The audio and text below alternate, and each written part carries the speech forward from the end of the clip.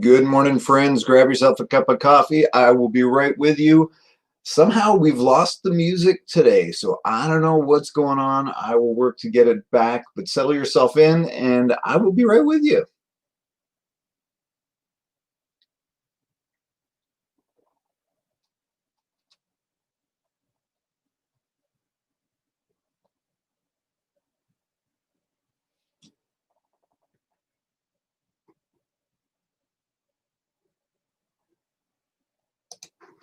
Good morning, friends. Good morning, Michelle. How are you? What is going on this fine, what is it, Monday? It's Monday. It's Monday.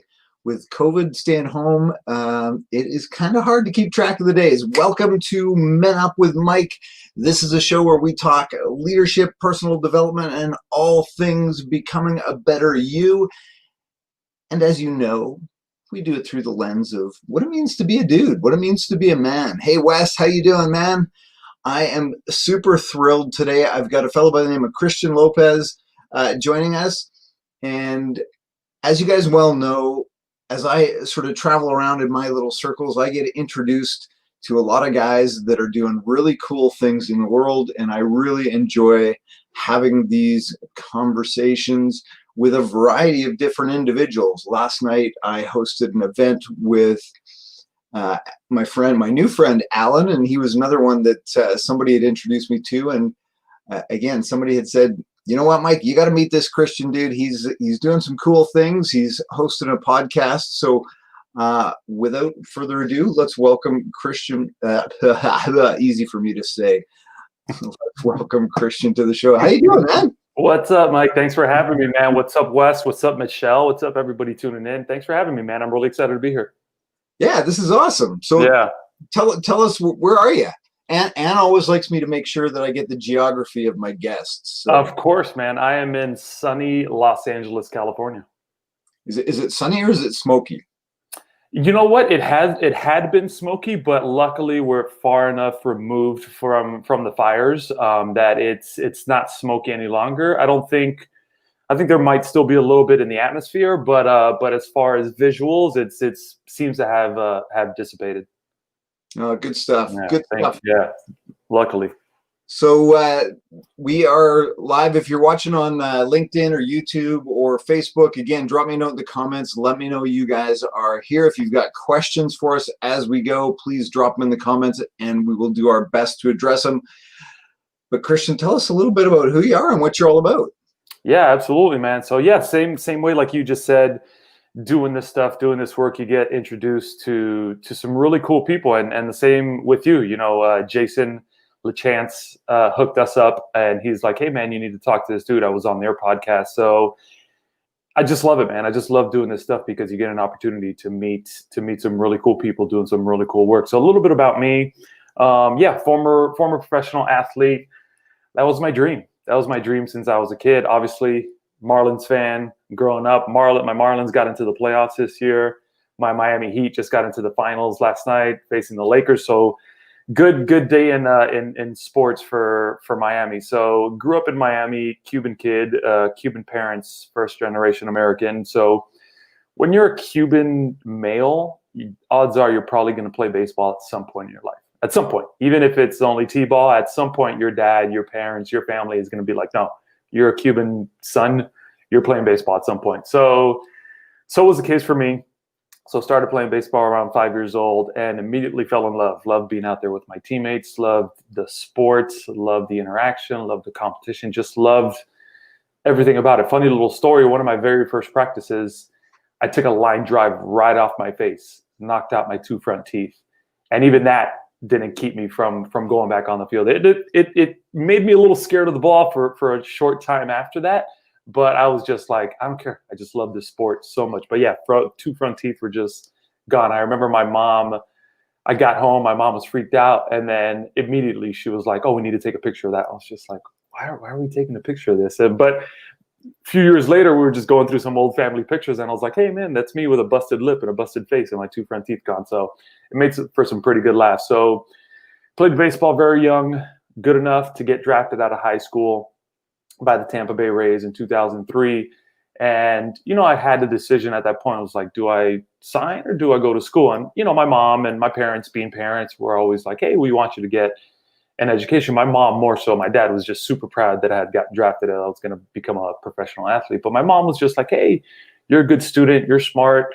You got good grades, good test scores. I really want you to, I think you could do some really good things if you get an education. But when I got drafted, I got drafted in a pretty good position, got offered a pretty decent signing bonus. So my mom was like, hey, I love you and I'll support you in anything that you do. So this is your choice. This is something that you've worked really hard for. So I'm going to back you, whatever you decide, which is great, man. I've talked about that a bit, but I want to continue to talk about it, because just having people like that in your corner, whether they're your parents, whether they're friends, family, whoever it is, just having people in your corner that are not pressuring you one way or another, that are behind you and saying, hey, we just want what's best for you. We're behind you, whatever you decide to do, which was great for me, because I think a lot of parents pressure their kids too much in one direction. Like, no, we want you to become a professional. No, we really want you to go to school.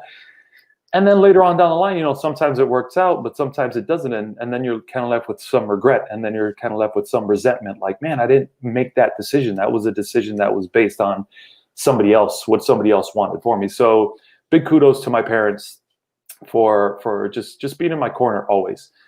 So signed that professional contract with Tampa Bay, played in their organization for 6 seasons, got released in 2009, which is essentially getting fired, and then signed on with an independent league, and then played 3 seasons there. And then after the 2012 season, I retired. But the way I retired wasn't the way I had envisioned it in my mind. In my mind, I was going to play till I just couldn't run or even walk anymore, till my knees were shot, till they literally had to drag me off the field and strip the uniform off my back. I was going to ride off into the sunset, World Series champion, all-star, Hall of Famer, all these thoughts, all these thoughts that every athlete has at one point or another. But that's not the way it worked out for me. I left baseball in very bitter terms, not the way I wanted to leave, but my ego was just crushed at that point. And we'll get more into it as we go. But I just left on just crappy terms. And I was left with this hole that my ego, needed to fill. It needed to fill it with validation. I left the game not becoming a big leaguer, not becoming rich and famous, all those things that I had set for myself. So when I left, my ego was just still like, no, we need these things. We need these things to feel like we matter, to feel like we're important, to feel like we're good enough, because right now we're not good enough. Right. So after my baseball career, lost no identity, no purpose. My purpose was always like, I was put on this earth to become a professional athlete. So I left, and I was just like, okay, we need that validation. We need that fortune and fame. We need it somehow. We need it. Like that's our drug. And we're that junkie. We're itching for that. So I was just like, all right, how can I become rich and famous? It's not going to be baseball anymore. And I was just like, I had this brilliant idea. I was like, all right, I'm going to pack up all my stuff. I'm going to drive cross country to Los Angeles, and I'm going to be a Hollywood movie star. Just like that. I thought it was that easy. So that's what I did. Packed up all my stuff, moved cross country, left my family behind. And I was just like, all right, I'm going to become a Hollywood movie star. And I didn't do that because I had a passion for acting.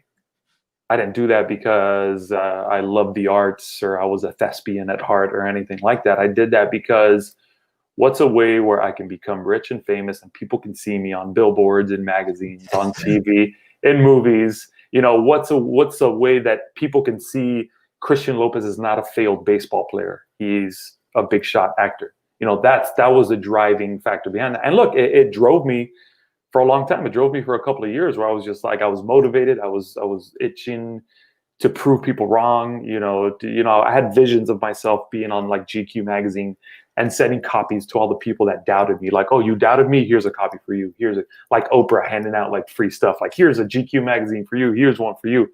So that was my motivating factor behind that. But that didn't last very long. That wasn't a strong why behind why I was doing it. So eventually it came to a point where I was just unhappy. I was unfulfilled. I came home one day, and my girlfriend, who's now my wife at the time, was like, hey babe, what's up? Something's wrong. I know something's up. Like, come on, talk to me. And I, just being a man, I was just like, no, I'm not going to talk about my feelings. I'm not going to talk about my emotions. Completely shut down And she just kept, kind of egging me on, like, come on, babe, like, open up, open up. And eventually at some point I couldn't hold it back anymore. I just started crying. I broke down. I don't think to that point I had ever been so vulnerable with somebody before. And I was just like, I'm lost. I'm scared. I don't know what the hell I want to do. I don't know who the hell I am. Like, I'm paralyzed right now. I'm paralyzed with fear. Right. And she just helped me get through it, helped me cope. And eventually I quit acting. I started applying to become a firefighter. I saw so many parallels between firefighting and between my former professional athlete career, the camaraderie, the brotherhood, the teammates, the chance to be a hero in the community. So it was just like, okay, this is my new identity. I went full steam ahead with that. For 2.5 years, I was testing, applying, working out, taking fire science classes, doing everything I could to become the best firefighter I could. And then last year in March, 2019, in March, I got a letter in the mail. And I thought it was a letter telling me like, hey, congratulations, you're starting your fire academy on so-and-so date. Get ready. And I was just like, that's it. It was before I opened that letter, it was almost like a breath of fresh air. It was like a load off my shoulder because I was like, man, I don't have to worry anymore about my career, about a paycheck every day. Once I get in, I know I'm going to be making this every 2 weeks. Maybe I'll work some overtime. I know I'm going to be working toward a pension, toward retirement, great perks, great benefits, great schedule, all this stuff. I don't have to worry about anything else. And I can do all this other stuff I care about on the side, on my days off or whatever. But that letter ended up being a rejection letter. Hey, Christian Lopez. Yeah, hey, Christian Lopez, thanks for applying, but we're going to pass on you. Good luck in your future endeavors. And they don't even tell you like where you fell short or where you struggled. I was like, man, at least let me know like where I can get a little bit better, what I can work on. You're just not good enough. You're just not good enough. And that's exactly what it was for my mind, for my ego, for my body, for my soul, for everything. It was just another sign from the universe, from the world, like, hey, Christian, you're just not good enough. I got that with baseball. I got that with acting. I got that with firefighting. Like, hey, just another instance of, hey, you're not good enough. So I want to back up. Yeah, of course. To your when you had that moment with your partner, mm-hmm. and you finally broke down and just sort of admitted where you were at. How did she respond to that? How did she support you in that moment? Because I think that's a question that a lot of individuals want to know. How can I support my man in those moments, and how can I encourage them to sort of get to that place where they trust me with that? Yeah, great question, man. Just thinking about it, I get emotional because I just can't say enough about my wife, man. Like she supports me like no other, man. Like no other. I'm so goddamn lucky, man. I'm so lucky to have this woman, this partner, this teammate in my life, because in that moment, she wasn't, one thing that my wife did for me, which is great. Like she supported me. She saw me for who I was, but at the same time, she was also encouraging me and also getting me or attempting to try to get me to see the things in myself that I couldn't see, because I just felt like a loser. I felt like a failure. I felt like I wasn't good enough, but she was always behind me, like support, like kind of like a balance. Like at the same time as she was supporting me and she was being there for me and being my rock and being my shoulder to lean on, she was also on the other hand being like, babe, you're so much more than this. Like there's so much to you. You have so much within you. Like you have so much more to offer. You're more than just a baseball player or an actor, or firefighter, or this. You're so much more. And I see it in you. Like other people see it in you. People love you. Why can't you see that in yourself? So just her being in my corner was just huge. And just a little piece of advice for any women out there who their men might be struggling is just be there for them. Just don't discourage them from opening up. Don't make them feel like they're being, a PUSSY or something like that, or soft, because they're opening up about their real feelings, about their real emotions. Just because we're men doesn't mean we don't have the right to open up about that stuff. And it's not like I'm advocating men to just be crybabies and just let it all out and complain and nag. No, but if you're feeling something deep down, you should, especially with your partner, you should be able to open up about that. I mean, if you can't open up with your partner, with your best friend, with your teammate, who the hell can you open up with? And it's good to have male friends, but just your partner's your partner. Yeah, and I think that's an important point is just allowing that to happen and understanding that sometimes that can be really uncomfortable. Yeah. And I've definitely seen that with some of the guys that I work with, where a partner is just uncomfortable with this because they don't know what to do with it because it's maybe not normal for them in their relationship, and they're with a guy that's never done that before. But as you said, it builds and builds and builds, and then you get to that point. So just from a supportive role, just allowing that to happen, Yeah. and not doing your best to not make it awkward. And I love what you talk about. It's that balance of challenge and support. So Exactly. I support you, but I'm going to challenge you because you're Exactly. way fucking better than that, man. Exactly. You got so much in you. Yeah. And I love that when you can see yourself through the eyes of someone who loves you, your world will never be the same. Dude, it's amazing. It's my birthday coming up in a couple weeks, and my wife's been surprising me with some little birthday gifts here and there, and it just makes me emotional, man. Like, it makes me emotional because I'm like, God, why are you so good to me? Why do you love me so much? Because I still struggle with those insecurities and with those fears and with those doubts and worries about, like, man, am I good enough? Am I good enough? Do I deserve this? It's gotten a lot better, and it's stuff that I've worked to, but it's stuff that I just continually every day have to keep checking those things, and keep an eye on those things, because I still struggle with them. I've put in a lot of work and I've made a lot of big strides, but there's still times where, those like to creep up, especially in moments like this where my wife is treating me so well, and it makes me think, like, God, why is she so good to me? Why do I? So what is that? What is that feeling that comes up for you? Just feelings. I think it's just feelings of unworthiness from my failed baseball career to all the failed endeavors that I've had to past relationships to probably stuff from my childhood that maybe I still haven't worked through yet. But yeah, it's this feeling of like, and somebody's being so good to me and seeing the good in me, and then am I able to reciprocate that, and am I able to put some good back into the world, to put some good back into their lives? And sometimes I get really hard on myself, and I'm my own worst enemy because I feel like I have to do more than I'm already doing. It's probably the athlete in me. It's probably the athlete, like, enough is never enough. You hit 2 home runs tonight, tomorrow you got to go hit 3. You won 70 games this season, to the next season you got to win 80. Like, there's always just more and more and more that you got to do. But sometimes I just have to check myself and be like, hey, I'm doing enough, or I am enough as I am. It doesn't mean that you're complacent. It doesn't mean that you don't keep working hard and keep striving to be a little bit better every day, but also stopping to realize, like, man, you put in a lot of work. You're a good dude. Like, people like you. Your wife likes you. Your family loves you. Your friends love you. Like, you're a good dude. You can just chill for a moment and enjoy what you've built and who you've become. Yeah, and are you able to do that? I find that's one of the bigger challenges is just being able to receive that, because you touched on that. Like, Yeah. I'm receiving all this love. I feel like I've got to give it back in spades because it becomes almost this, as you say, almost a competition where she's giving me more love than I'm giving her, and I got to catch up, and I've got to do this and do this and do this. So how do you deal with that, or do you?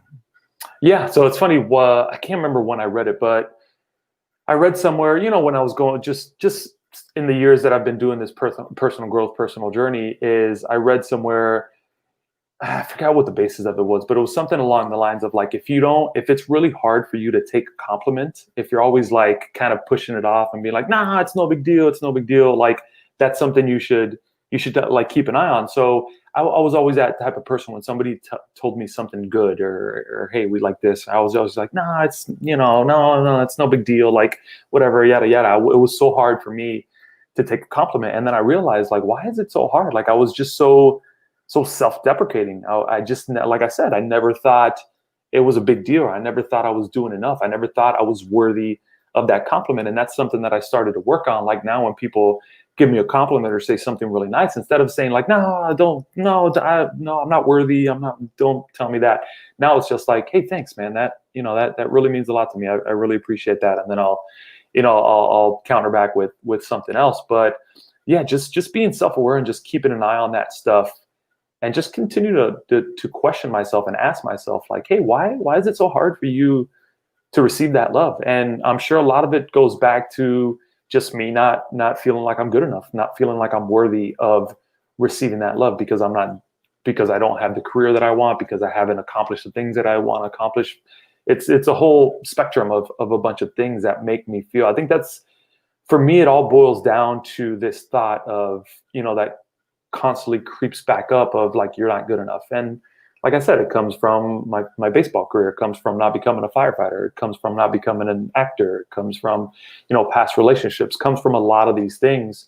At that deep core is that feeling of like, I'm not good enough. And when that's at that deep core, it spreads to all other areas of my life. When it comes to taking compliments, I'm afraid to take compliments because I don't feel like I'm worthy or I'm good enough to take those compliments. Right. I think that awareness piece is huge. Just getting connected with that understanding that this is what happens when that comes up, and being able to use that as a bit of a trigger to flip that, as you said, and just say, okay, you know what, I'm just going to receive this. I'm just going to receive this, and I'm going to sit with it. I noticed though that you did say, and then I'll give something else back. What if you just received that? Yeah. How would that feel? And that's really, really hard. I know. Yeah, it would probably feel awkward because I've always been a giver. I've always been a people pleaser. I've always been that person that wants to give more than I'm taking, or wants to give, or feel bad if I'm taking too much. It comes. My wife is probably going to disagree, but when we order Domino's pizza, I'm like, I'll eat 6 slices to her too. And, it's not that I'm trying to take more than my share, but I'm just like, I'm a big dude and she's a small woman. And I'm just like, babe, if you don't get yours, I'm going to get mine. It's Domino's pizza. We love Domino's. but even instances like that, at dinner, if there's a last piece of something, I was like, hey, babe, no, you have it. And then she's like, no, babe, I'm good. And there's some times where I'm like, man, she hasn't even eaten anything. She's just being really nice. Like, I know she wants that last piece, but she's like very insistent, But yeah, it's so hard for me. It would be super awkward for me to do that because I've always been that people pleaser. I've always been that giver. And one of the biggest fears I have that I've also worked on a lot too is, in that case, if I take the last piece of food or the last something, one of the fears that I used to struggle with is, man, what if I take that last piece and this person thinks I'm greedy? And this person thinks I'm selfish and I'm just out for me and I don't care about them. Are they going to like me? Are they going to think bad about me? Are they going to talk crap about me to somebody else? That's another fear that I've dealt with, that I've had to deal with a lot, is the fear of like, what other people think of me? What other people are going to say about me? So I think that all ties in with that, with, being willing to take that compliment. If I take that compliment and I don't give anything back, is somebody going to think I'm conceited, self-centered, So just I think that all kind of balls into that, inability to take those compliments. Yeah, it certainly does, and it's but it's such a great practice. Yeah. For me, it was the same thing. I really, really struggled with the receiving piece, and it was. I mean, it's come up a lot for me, but it was Bob Burg's The Go-Giver, the law of receptivity. So he talks about that, the receiving piece. And one of the things that sort of resonated for me was that, as a guy that likes to give, understanding that there can be no giving without receiving. Yeah. So if you want to give me a compliment or you want to do something for me, who am I to diminish that? Who am I to take away from that by making us even, by giving you something back, as opposed to just honoring your spirit and your generosity and just being grateful for Christian. Yeah. Like that to me is powerful. And so when I can flip that into, in fact, the best way I can honor you is not to give you something back, but just to receive that. Yeah. And Michelle, we talk about the scorecard all the time. Michelle's my partner. It's a scorecard you can never win. If something does something nice for me, I need to do 2 things nicer for them. It was I'm never in debt to anyone. Yeah. So that's something her and I talk about all the time. And just that practice of giving with each other without feeling like, okay, she did X, Y, and Z for me on your birthday's coming up. So this is a perfect example, right? So So I can almost guarantee from what we've talked about so far, there's this weight that starts piling on with every little gift that she gives you. Totally. that I've got to give back. Yeah. You know, and when you flip that around to, okay, here's an incredible opportunity to practice that and grow as a human being, and not keep that scorecard, and not let that weight settle of every little gift she gives me. I've now got to check off in my mind so that I make sure I give it back to her. And that's such a challenging thing to do. Absolutely. That's so funny that you bring that up, because the first thing that came to my mind after she gave me this awesome gift that she gave me was her birthday was back in July. And we have our little dog. He's sleeping right here next to me. His name's Charlie. We don't have kids, but he's like our little son. Like if you were a fly on the wall and you saw how we interacted with him at home, you'd probably be like, yo, you guys know that's a dog, right? But he's just our little son. We love him so damn much. So I have a couple t-shirts with his face on it. My wife has a couple t-shirts with his face on it. And for her birthday, I made her this blanket with his face on it. And she loved it. She loved it. But, you know, it wasn't money-wise. You know, this is where the whole people-pleasing, the whole comparison thing comes back. Money-wise, it wasn't as much as like the gift or the gifts that she recently gave me. You know, so as soon as I got those gifts from her, it's, you know, that part of me started thinking like, damn, was my gift good enough? You know? And it's just like, you know, that's something that I have to keep working on, you know, and be like, hey, be grateful for whatever she gives me, whether it's a gift, whether it's love, whether it's admiration or appreciation or whatever it is. Just accept that stuff and don't compare myself to the things that I've done for her or anything like that. So yeah, that's a perfect example that you just brought up. Yeah, that comparison is the thief of joy. Oh, totally, man. Yeah, it's so what do you do when that comes up? So when you start to recognize that, do you recognize that in the moment now? Yeah, definitely. And I think a great way for me, a great strategy for me is gratitude, is just really practicing gratitude when something like that comes up, like, oh, this person is more successful than me at a younger age, and they got this stable career and they have this house and all this stuff. You know, yes, I still fall into that for sure, because I'm 35 years old going on 36, and, you know, I'm still trying to find my career, like my next path forward. I'm still struggling to find out who I am as a man and still working on those things. And then I look at friends of mine, I look at other people, other men, and they're younger or the same age as me. They have this established career, they have this, they have that.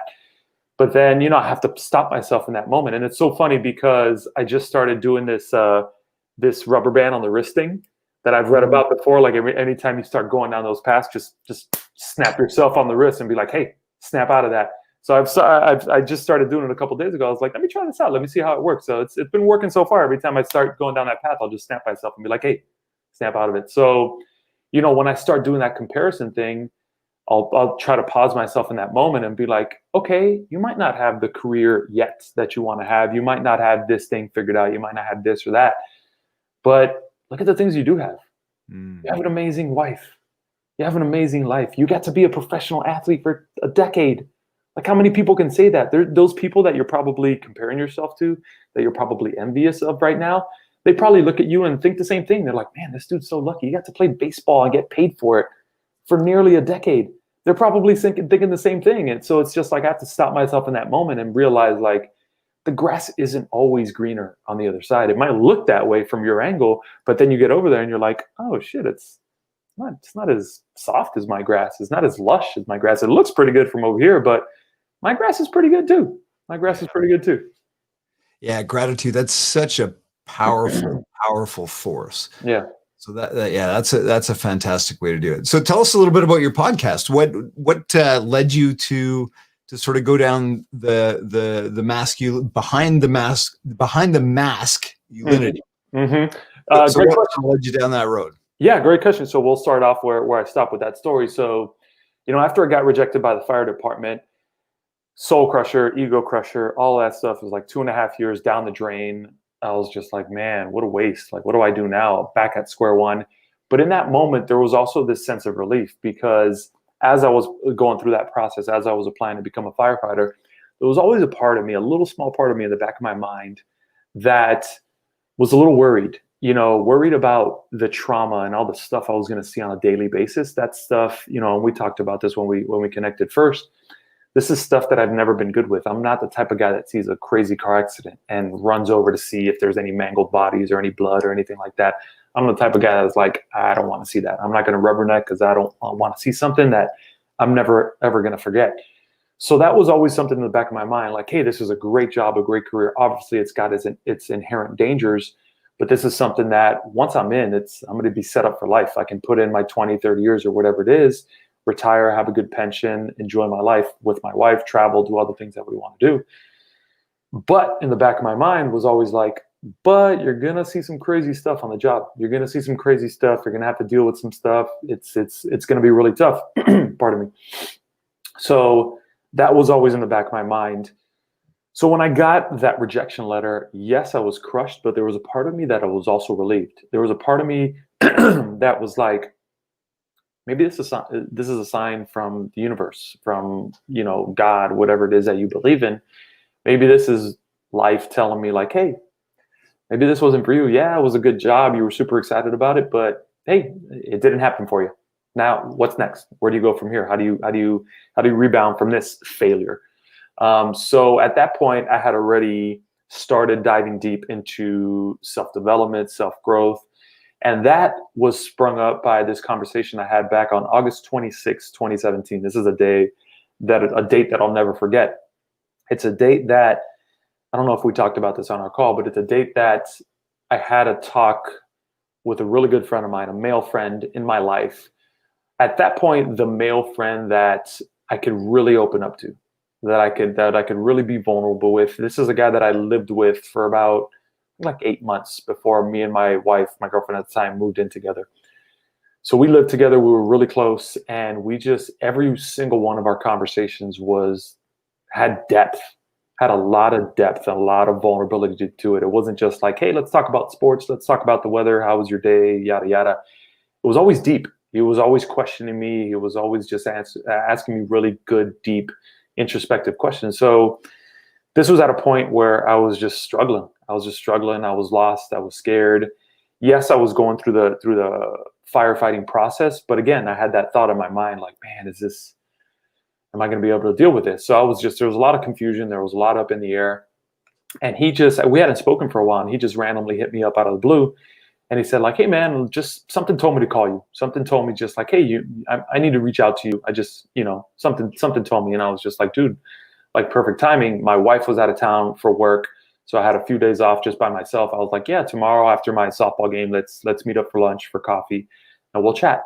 So we met up for like 3 hours. The usual deep conversations that we always had. I cried a few times. He told me some really good things. He told me some things that, really kind of lit a fire under my butt. And after that conversation, I just made a vow to myself, and I was just like, man, I'm tired of feeling sorry for myself.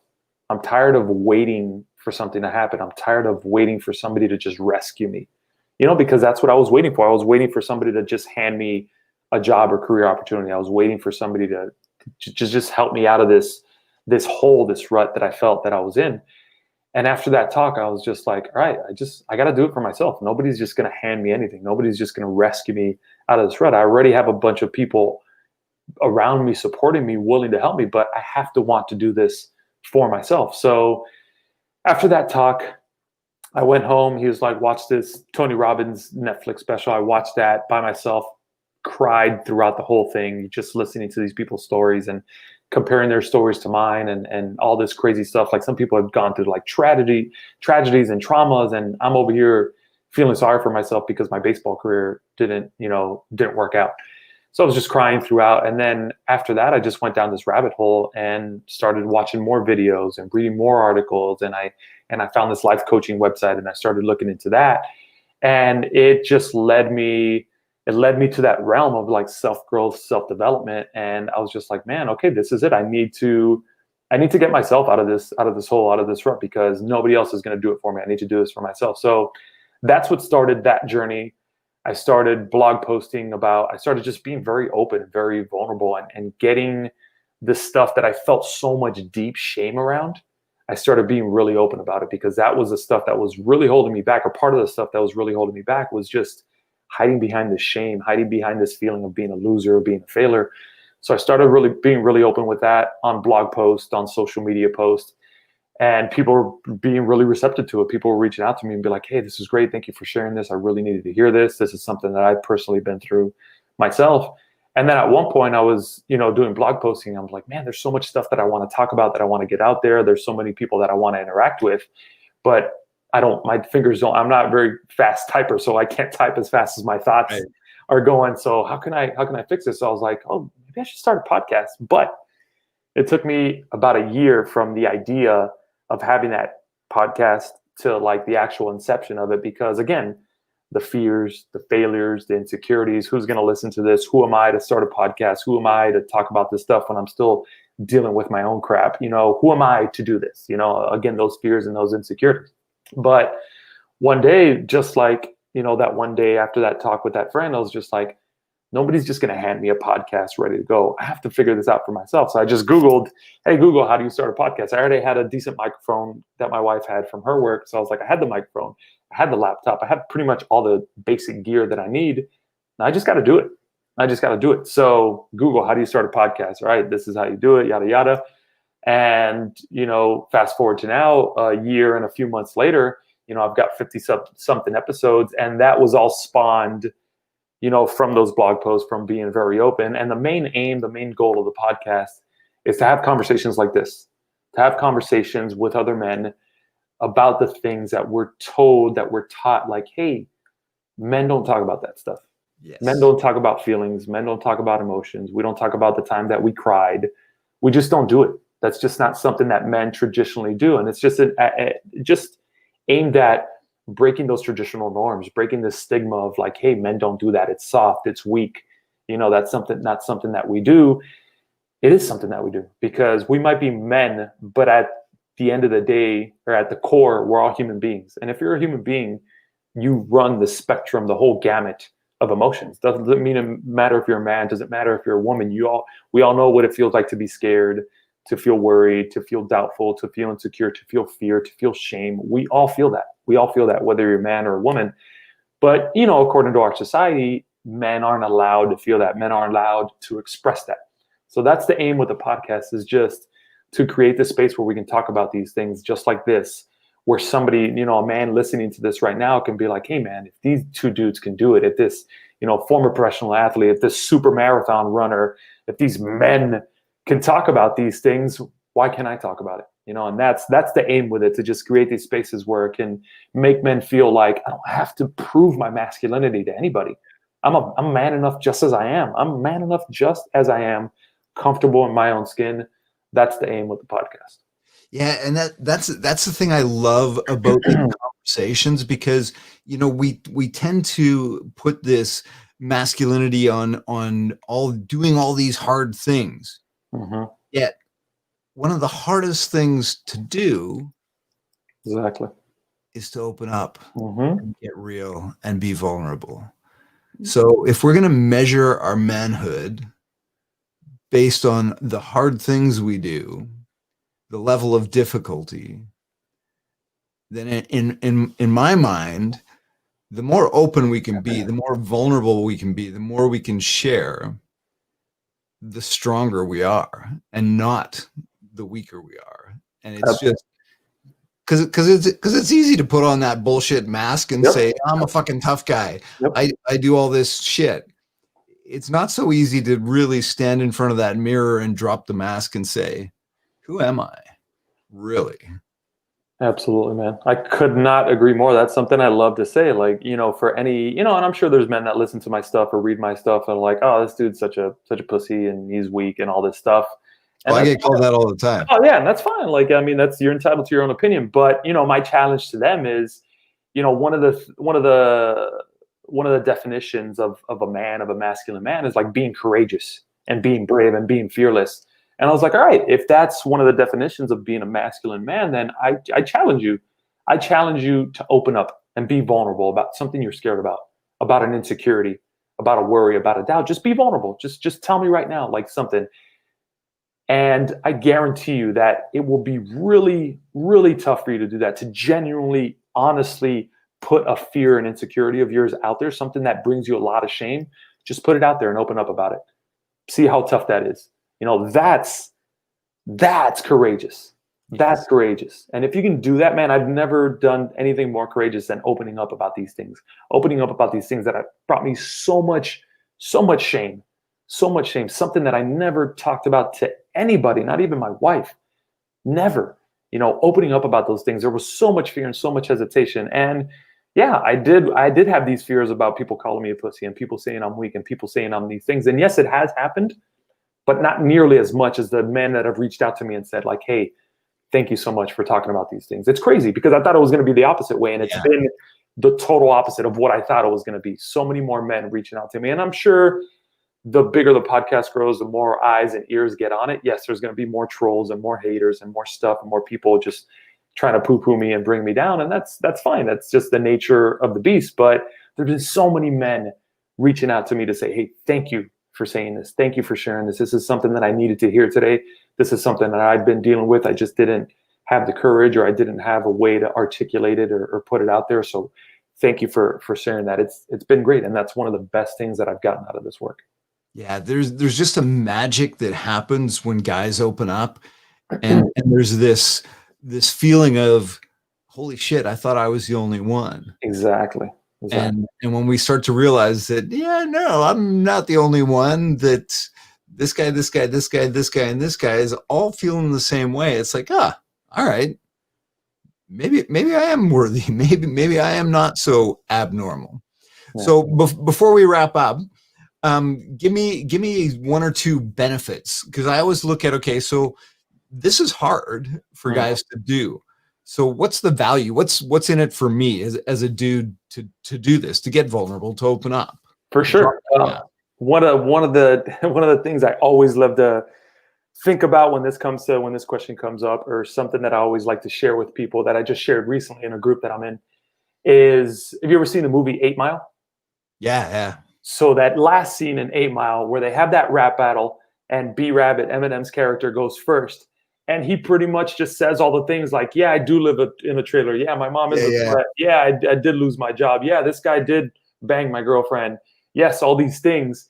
He says all these things, just opens up, and he's just vulnerable, and he just lays it all out on the line. And then they hand the microphone to the other dude, and he's nothing.